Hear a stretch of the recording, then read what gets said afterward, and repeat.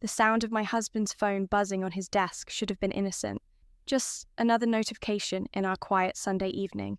But something about the way Ethan's face went pale when he saw the screen made my blood run cold. "Who is it?" I asked, trying to keep my voice casual as I arranged the flowers I'd just brought in from our garden. "Work," he said quickly, too quickly. He grabbed the phone and held it against his chest. "Just some emergency at the office. I've been married to Ethan for 2 years. I know his tells. The way his left eye twitches when he's nervous. How he unconsciously touches his wedding ring when he's lying. The fake smile that doesn't quite reach his eyes when he's hiding something. Right now, he was doing all three. On a Sunday, I pressed, stepping closer. That's unusual. You know how demanding my boss can be, Ethan said, already backing toward the door. I should really take this call in my study. Private work stuff. Private work stuff. My husband, who shares everything with me, suddenly needed privacy for a work call. I watched him disappear into his study, that sick feeling in my stomach growing stronger. 20 minutes passed, then 30. I could hear the low murmur of his voice through the door, but not the words. When I pressed my ear against the wood, all I caught were fragments. 30 million. Perfect timing. Won't suspect anything. My hands started shaking. Ethan and I met 3 years ago at a charity gala. I was there representing my family's foundation. We're not just wealthy, we're generationally wealthy. The kind of money that comes with responsibilities, expectations, and unfortunately, people who want to take advantage of it. But Ethan seemed different. He was charming, yes, but not in that calculated way that screamed gold digger. He was a mid-level marketing executive, drove a decent car, lived in a nice apartment. Not poor, but not wealthy either. When he asked me out, it felt genuine. Our courtship was a fairy tale. Romantic dinners, surprise weekend trips, thoughtful gifts that showed he actually listened when I talked. He never asked about my money, never seemed impressed by the family estate or my trust fund. If anything, he seemed almost uncomfortable with displays of wealth. I fell in love with Eliana, he told my father when he asked for permission to marry me, not her bank account. My father, skeptical as always, had him investigated. Clean background, stable job, no red flags. Even Dad approved. The wedding was everything I dreamed of. Ethan looked at me like I hung the moon as I walked down the aisle. His vows made me cry. When he kissed me at the altar, I thought I was the luckiest woman alive. But standing outside his study door, listening to him whisper about $30 million, I realized how naive I'd been. The call finally ended. I heard his footsteps approaching the door and quickly moved to the kitchen, pretending to be busy making tea. "Everything okay?" I asked when he emerged, studying his face carefully. "Yeah, just work drama, you know how it is." That fake smile again. "Sorry for taking so long." "No problem, I was just making some chamomile tea. Want some?" "Actually, I'm pretty tired. Think I'll head to bed early." It was only 8 p.m. I waited until I heard the shower running upstairs before I made my move. Ethan's study door was closed but not locked. He never locked it when he was home. Inside, his phone sat on the desk where he'd left it. My heart hammered as I picked it up. The screen was locked, but I knew his passcode. He'd used my birthday, claiming it was because I was the most important thing in his life. Another lie, apparently. The phone unlocked and I went straight to his recent calls. The last number wasn't saved in his contacts, just digits. But the call had lasted 43 minutes. My fingers trembled as I scrolled through his text messages. Most were normal, work conversations, messages with friends, sweet texts between us. But then I found a conversation thread that made my blood freeze. The contact was saved as S, with a heart emoji. The messages went back months. "Can't wait to get this over with. She's so clingy lately. Just a little longer, baby. Once the inheritance comes through, we'll be set for life. 30 million is a lot of money. Worth the wait. I love you, Sarah. This is all for us. Sarah." My hand shook so violently I almost dropped the phone. Sarah was Ethan's ex-girlfriend from college. He'd mentioned her a few times in passing, always saying how grateful he was that toxic relationship ended before he met me. I scrolled further back, my heart breaking with each message. She signed the will update. Everything goes to me if something happens to her. You're brilliant. Playing the loving husband while planning our future. The lake house weekend is perfect. Isolated, no witnesses. Make it look like an accident. Lake house weekend. We were supposed to go to my family's cabin next weekend for our anniversary. It was going to be just the two of us, a romantic getaway to celebrate 2 years of marriage. But according to these messages, it was going to be my death sentence. I kept reading, each message more horrifying than the last. Drowning is perfect, no evidence, and you'll get sympathy as the grieving widower. The life insurance alone is $5 million plus her trust fund. We can be together openly after a respectful mourning period. I can't believe she fell for the loving husband act. Rich girls are so desperate to be loved for themselves. That last message hit me like a physical blow. All of those moments I'd treasured. Our first kiss, our wedding day, quiet mornings in bed when he'd tell me he loved me. They were all part of an elaborate con. I wasn't a wife to him. I was a paycheck, a walking bank account that he planned to cash out by drowning me in Miller's Lake. The bathroom door upstairs creaked open. Ethan was getting out of the shower. With shaking hands, I quickly scrolled to the most recent messages from today. Everything's set for next weekend. She's so excited about our romantic getaway. The lake is deep there, right? No chance of the body washing up too quickly. Don't worry, baby.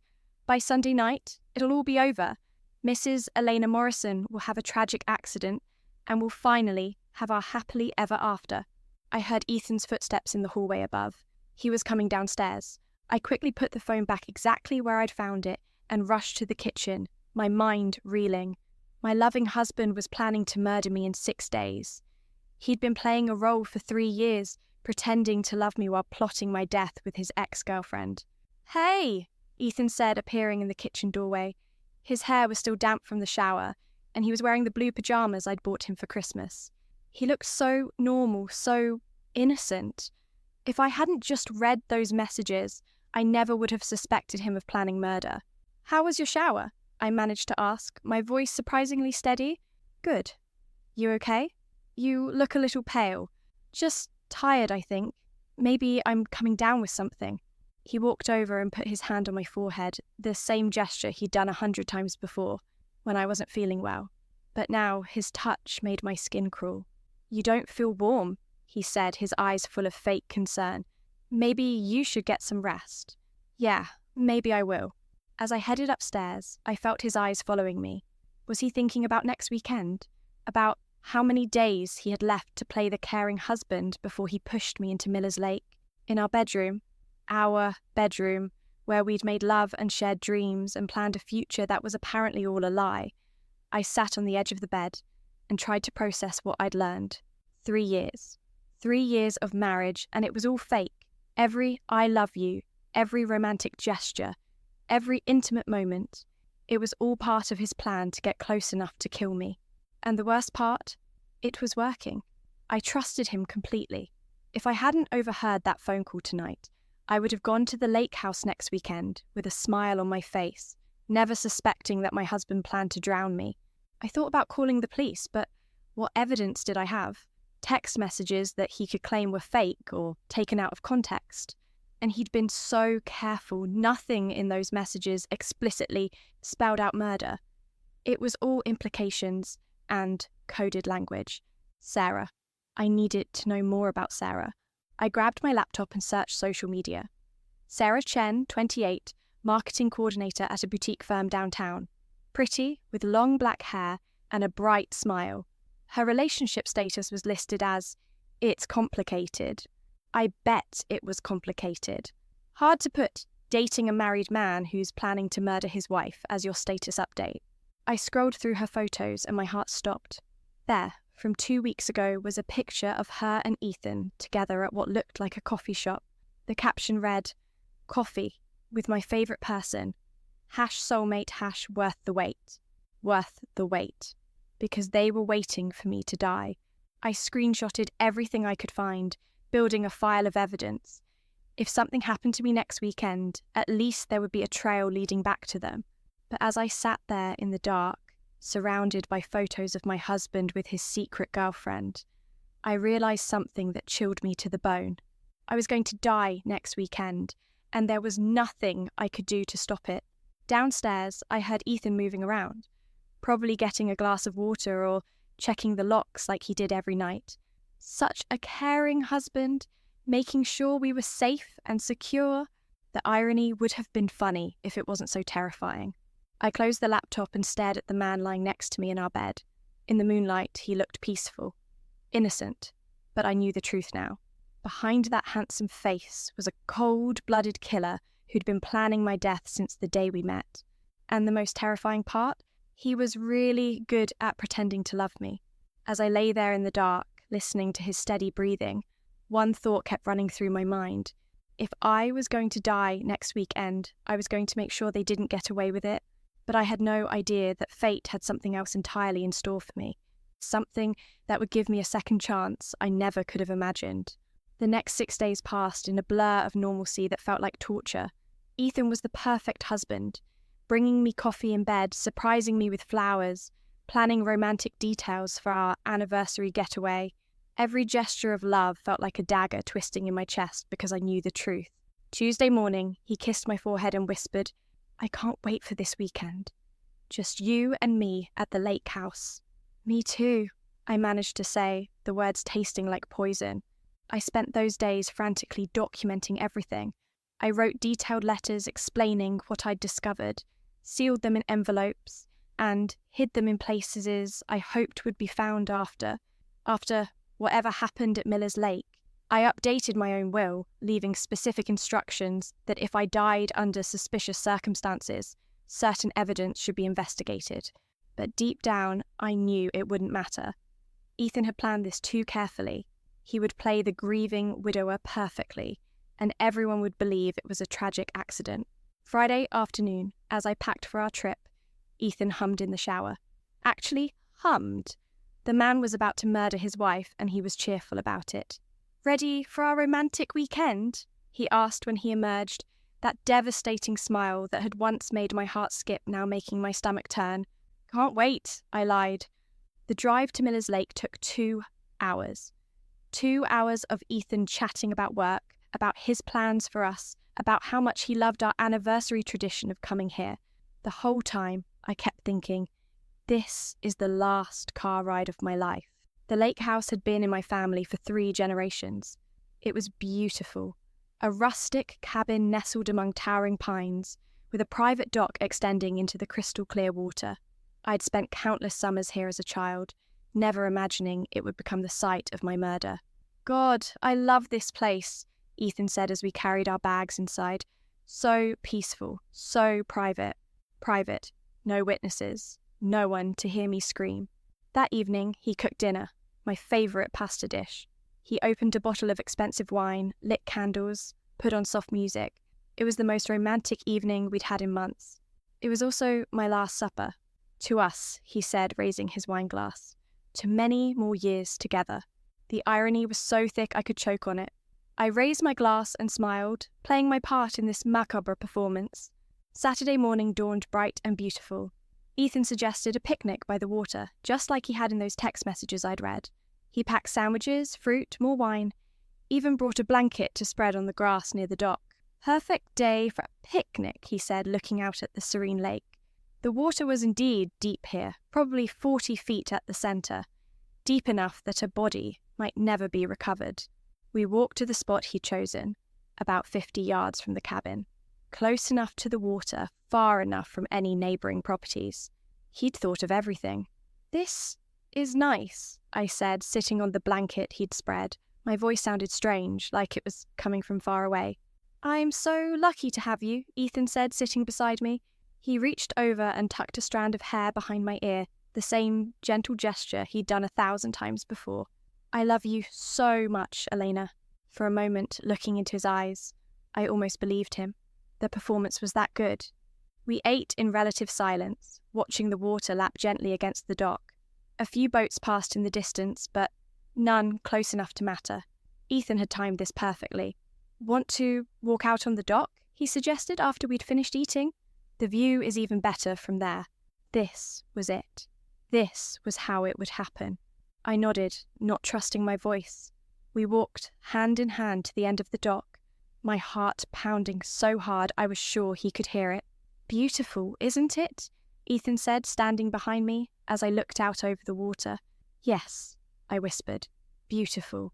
I felt his hands on my shoulders, gentle at first, like a massage. Then his grip tightened. "Elena," he said softly, "I need you to know something." I turned to face him, and for just a moment I saw it, the cold calculation in his eyes. The mask had finally slipped. "What?" I asked, though I already knew. This was never real. His voice was different now, flat, empty, not any of it. Before I could respond, before I could run or scream or fight back, his hands were on my chest, shoving hard. I felt myself falling backward, the shock of betrayal worse than the shock of the cold water. The lake swallowed me instantly. The water was deeper than I'd expected, colder. I went under completely. My wedding dress, the white sundress I'd chosen specially for our anniversary, dragging me down like a weight. I broke the surface, gasping, disoriented. "Ethan!" I screamed. "Help me!" He stood on the dock, watching, not moving, not calling for help, just watching his wife drown with the same expression he wore when watching TV. "Please." I tried to swim toward the dock, but my dress was tangled around my legs. "Ethan, please!" He knelt down at the edge of the dock, close enough to help, close enough to save me. Instead, he spoke in that same flat voice. "Sarah says hello." Then he put his hands on my head and pushed me under. I fought. God, how I fought. But Ethan was stronger, and the water was winning. Every time I broke the surface, he pushed me down again. My lungs burned. My vision started to blur. The last thing I saw before the darkness took me was his face, calm, patient, waiting for me to die. The last thing I thought was, Sarah was right. Rich girls really are desperate to be loved. Then, nothing. I woke up screaming. But instead of being in the cold, dark depths of Miller's Lake, I was in my childhood bedroom. Pink walls, white furniture, posters of boy bands I'd obsessed over as a teenager. Sunlight streamed through familiar windows. I sat up, gasping, my heart racing. My hands flew to my chest, expecting to find wet clothes, lake water, the crushing weight of betrayal. Instead, I found dry pajamas with little strawberries on them, pajamas I hadn't worn in 15 years.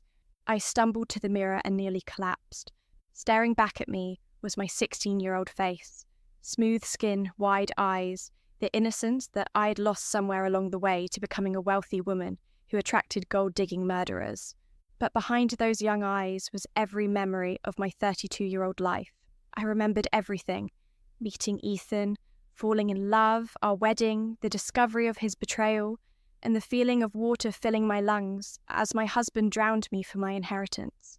"This isn't possible," I whispered to my reflection. My bedroom door burst open and my mother rushed in.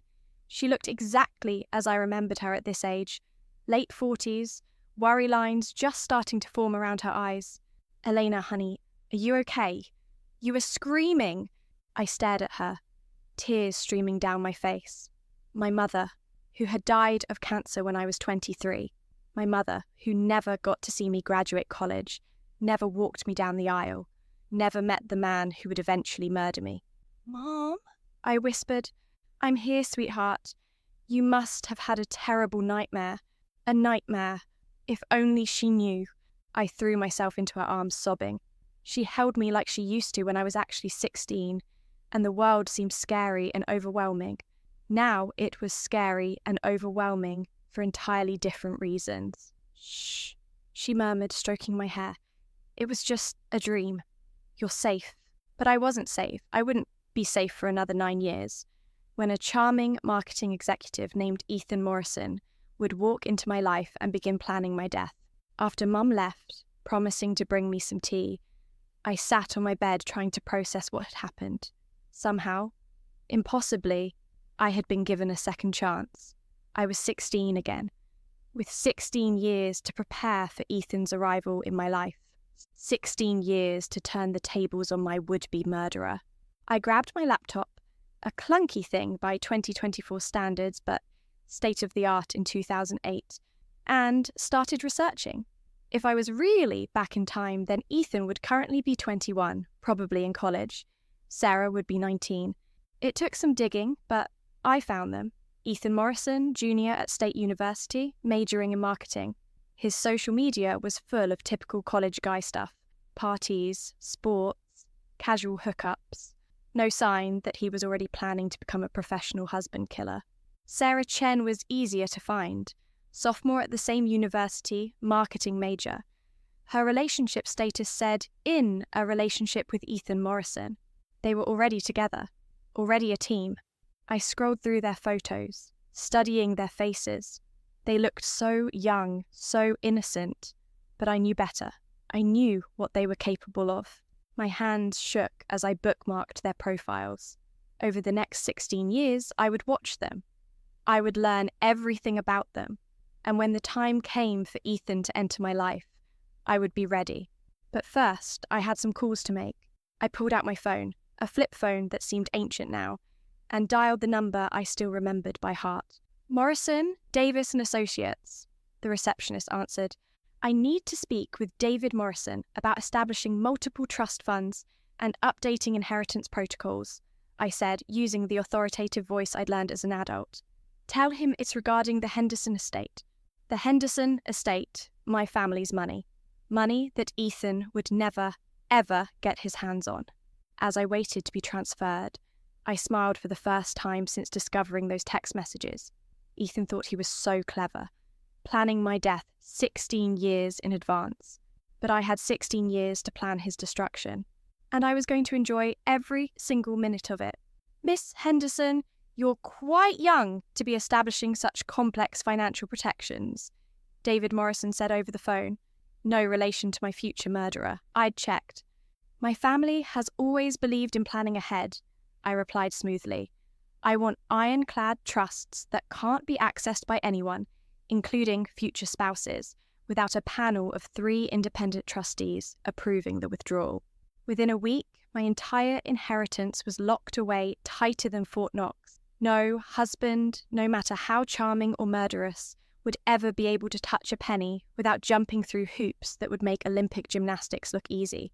But financial protection was just the beginning. Over the next 9 years, I became a very different person than the naive heiress who'd fallen for Ethan's act. I studied psychology, learning to read micro-expressions and detect lies. I took self-defense classes until I could break a man's wrist without breaking a sweat. I learned about surveillance, about gathering evidence, about building legal cases that would stand up in court. Most importantly, I watched Ethan and Sarah. College graduation photos showed them together, all smiles and bright futures. Ethan got his marketing degree, Sarah got hers. They moved to the city, got entry-level jobs, played the part of a normal young couple, but I knew their secret. I knew about their late-night conversations where they fantasized about striking it rich by marrying wealthy targets. I knew about Sarah's Pinterest boards titled Dream Wedding and Rich Wife Life. I knew about Ethan's Google searches for how to meet wealthy women and inheritance laws by state. They were shopping for victims. My 21st birthday came and went. I finished college with degrees in business and criminal justice, skills I would need for what was coming. My parents threw me a lavish party at the estate, not knowing their daughter was using the event to test security systems and practice reading people's intentions. You've grown up so much, my father said that night, watching me work the room with calculated charm. You'll make some lucky man very happy someday, if only he knew. By 23, I was running my own branch of the family foundation, using it as cover to build a network of private investigators, lawyers, and security experts. Everyone thought I was just a responsible heiress, taking her duties seriously. In reality, I was assembling an army. My mother's death hit me just as hard the second time. Cancer, quick and brutal, taking away the one person who loved me unconditionally. I held her hand as she died, knowing this was my last chance to say goodbye properly. Take care of yourself, sweetheart, she whispered. Don't let anyone take advantage of your kind heart. Too late for that warning, Mum. But this time, I was ready. 24 passed quietly. I dated occasionally. Carefully vetted men who had their own money and no interest in mine. Nothing serious.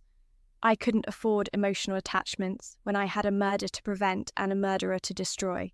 Then came my 25th birthday, and the charity gala where I was supposed to meet my future killer. I wore a black dress instead of the blue one I'd worn the first time. I positioned myself differently in the room, talked to different people, changed every variable I could remember. For a moment, I thought maybe I'd succeeded in avoiding him entirely. Then, I saw him across the room, and my blood turned to ice. Ethan Morrison, exactly as I remembered him. Tall, handsome, with that killer smile that had fooled me so completely before.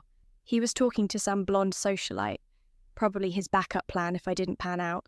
Our eyes met across the room, and I felt that same electric recognition I'd felt 9 years ago. The difference was, this time, I knew exactly what that recognition meant. He was hunting, and he'd just spotted his prey.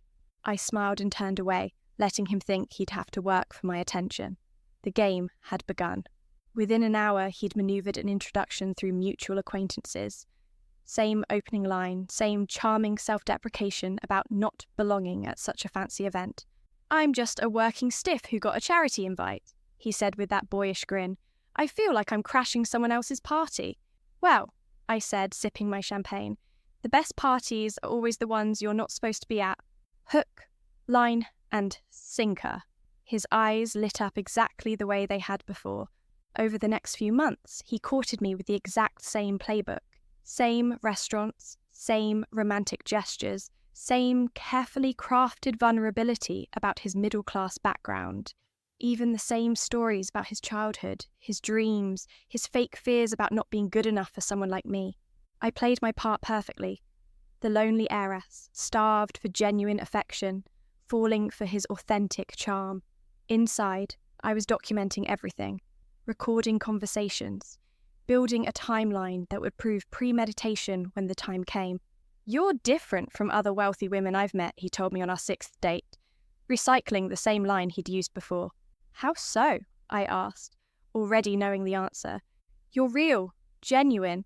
Most rich people seem so calculated." The irony was so thick I almost choked on my wine. 3 months in, he introduced me to his friend Sarah at a casual coffee shop. She played her part beautifully. The supportive best friend who just wanted Ethan to be happy. She even made a show of being slightly protective, like she was worried I might hurt him. "He's been through some tough relationships," she confided when Ethan went to the bathroom. "I just want to make sure he's found someone who really cares about him." "I do care about him," I said sincerely. "More than he knows, more than he would ever understand, actually." 6 months in, right on schedule, Ethan started having financial troubles. His rent was going up, his car needed expensive repairs, his mother was sick and needed help with medical bills. All lies, but delivered with such genuine seeming distress. I offered to help, playing the generous girlfriend to perfection, but every dollar I gave him was carefully tracked, every transaction documented with date stamps and paper trails. A year into our relationship, he proposed. Same restaurant as before, same ring, same speech about how I'd changed his life. I said yes with tears in my eyes. Tears of rage, not joy, but he interpreted them how he wanted. "I love you so much," he whispered as he slipped the ring onto my finger. "I can't wait to spend the rest of our lives together. The rest of my life." He meant the next 2 years, until he drowned me at Miller's Lake. The engagement period was a masterclass in restraint. I smiled for wedding photos, planned menus, chose flowers, all while knowing every detail was meaningless because he planned to murder me before our 2nd anniversary. But this time, I had surprises in store. During our engagement, I hired a private investigator to follow Sarah. The evidence he gathered was remarkable. Photos of her and Ethan together when he was supposed to be working late, recordings of their phone conversations, planning our future together, receipts from hotels where they had spent afternoons plotting my demise. I also had my security team plant listening devices in Ethan's apartment. Every conversation he had with Sarah was recorded, archived, backed up in multiple locations. "She actually trusts me," I heard him tell Sarah one night. Poor little rich girl thinks I'm her Prince Charming. Just remember the timeline, Sarah replied. 2 years max. Any longer and people might get suspicious about accidents. Don't worry, baby. This time next year, we'll be counting our millions. This time next year, they'd be counting their remaining days of freedom. Our wedding was even more elaborate than before. I insisted on a big ceremony, knowing it would create more witnesses to our happy marriage, more people to testify later about what a devoted husband Ethan appeared to be. As I walked down the aisle toward my future murderer, I felt completely calm. He thought he was marrying a naive heiress who would finance his lifestyle for 2 years before dying conveniently. Instead, he was marrying his worst nightmare. Our wedding night, he was attentive and romantic, playing the loving husband role to perfection. But I noticed him checking his phone, probably texting Sarah about their successful con. Happy? He asked, pulling me close. Incredibly, I said. And I meant it. Phase 2 of my plan was about to begin. The next morning, while Ethan showered, I checked his phone one last time. There it was. The text I'd been waiting for. We did it, baby! Mrs. Morrison is officially on the hook. 2 years and we're free. I screenshotted everything, then deleted the message so he wouldn't know I'd seen it. That afternoon, while Ethan was at work, actually meeting Sarah at their usual hotel, I made some calls. Detective Morrison? It's Elena Henderson Morrison. I need to report some suspicious activity regarding my finances and personal safety. Mrs. Chen? This is regarding your daughter Sarah. I have some information about her activities that I think you'd want to know. Mr. Thompson? It's about your star employee Ethan Morrison. I have evidence of fraud and embezzlement that might interest you. One by one, I lit the fuses that would destroy their lives. But I wasn't done yet. Not by a long shot. The real fun was just beginning. 2 weeks later, Ethan came home from work looking shell-shocked. Everything okay, honey? I asked, not looking up from my book. Yeah, just long day, some issues with accounts. I knew exactly what issues. His company had discovered the expense account fraud. Sarah's parents had found out about the affair. The dominoes were falling perfectly. But I wasn't ready for the finale yet. Over the next few months, I watched them scramble. Ethan's work performance declined as he spent more time managing the various investigations swirling around them. Sarah started drinking heavily, her social media posts becoming increasingly erratic. They pushed up their timeline. I think we should take that anniversary trip to the lake house early, Ethan suggested one evening, exactly 18 months into our marriage instead of the planned 2 years. We both need some stress relief. What a wonderful idea, I said, my heart racing with anticipation. When were you thinking? This weekend? Perfect. I'd been ready for months. Friday morning, I packed carefully. The same white sundress I dyed in went into the suitcase, along with some special additions he'd never think to check for. A waterproof GPS tracker sewn into my bra, a recording device hidden in my watch, emergency flares tucked into my cosmetics bag. You seem excited, Ethan observed as we drove to Miller's Lake. I love our romantic getaways, I said truthfully. This would definitely be romantic, in a Greek tragedy sort of way. The lake house looked exactly the same. Same rustic charm, same private dock, same deep waters where my husband planned to drown me. But this time, I wasn't the naive victim who would die here. That evening, as Ethan cooked dinner and opened wine, I excused myself to use the bathroom. Instead, I activated every recording device, every tracker, every piece of evidence I'd hidden around the property during previous visits. To us, he said, raising his glass just like before. To getting what we deserve, I replied with a smile. He had no idea how prophetic those words were.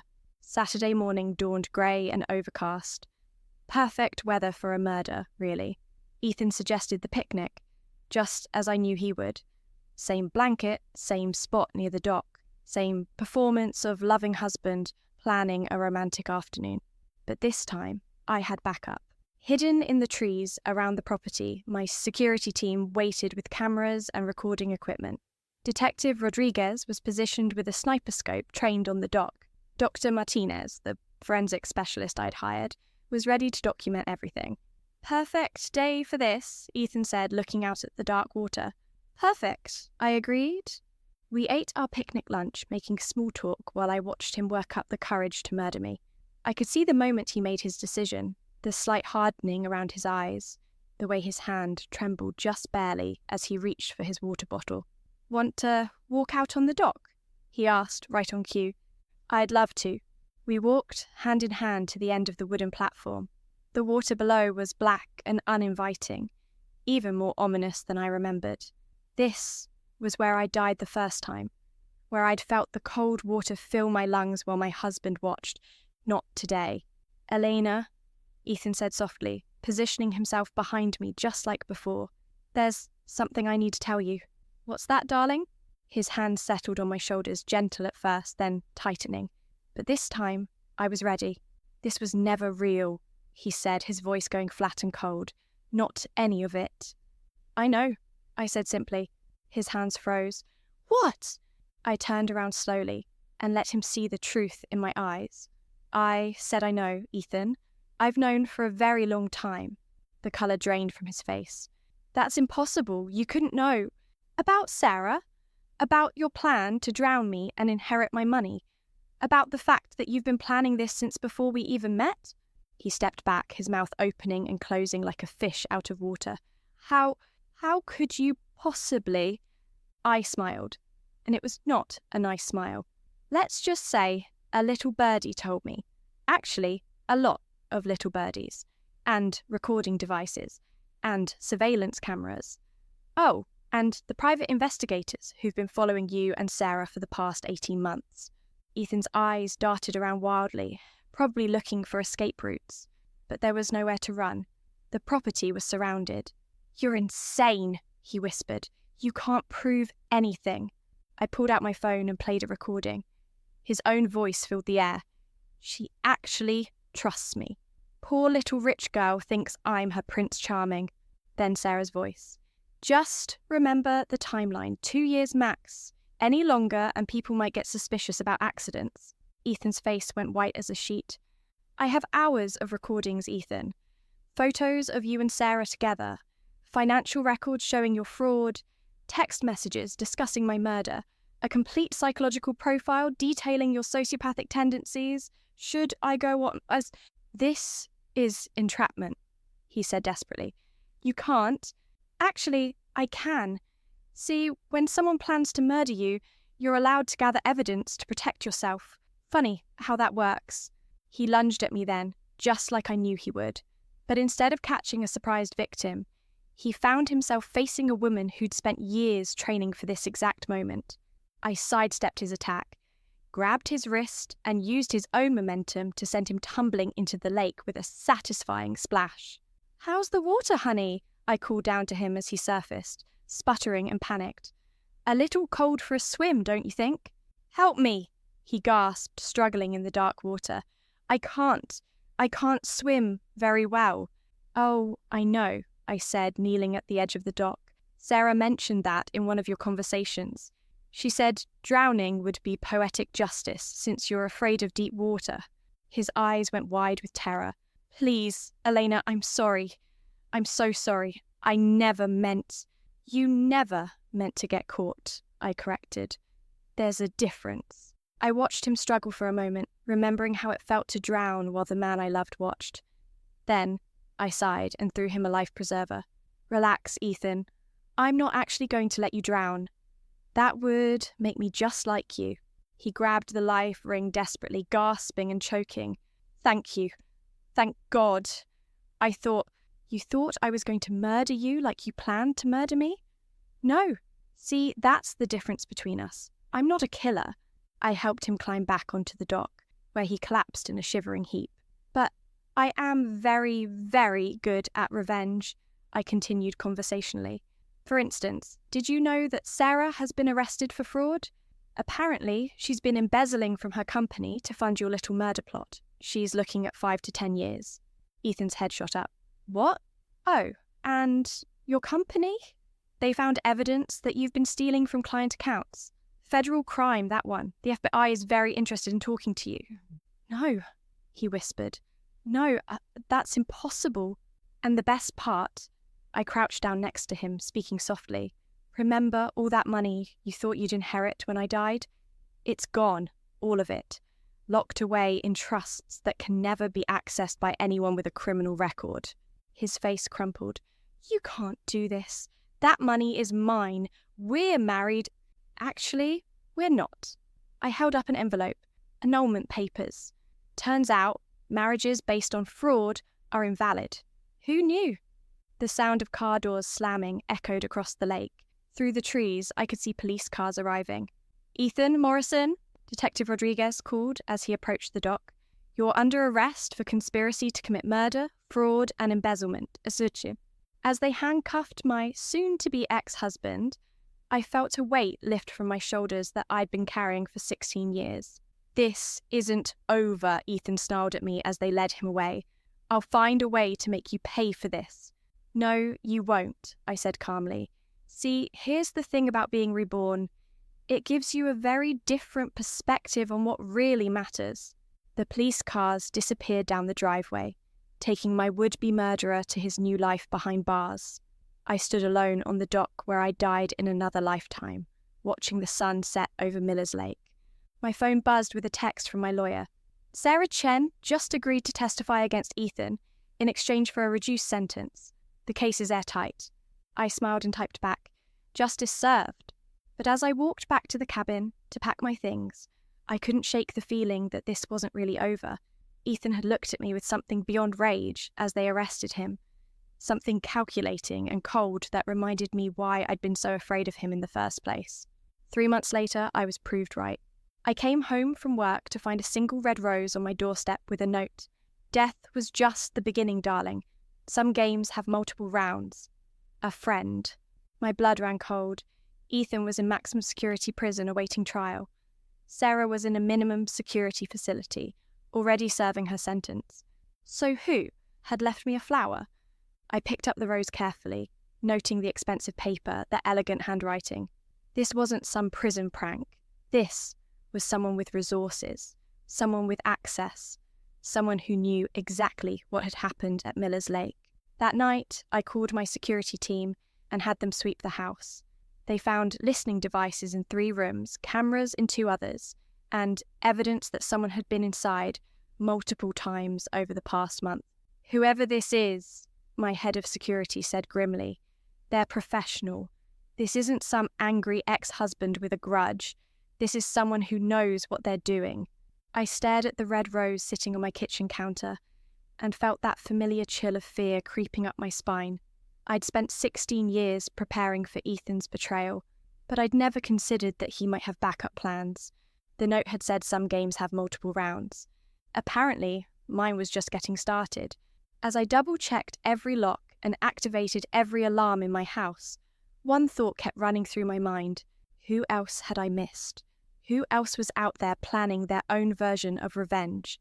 And most terrifying of all, would being reborn once be enough to survive what was coming next? The game, it seemed, was far from over.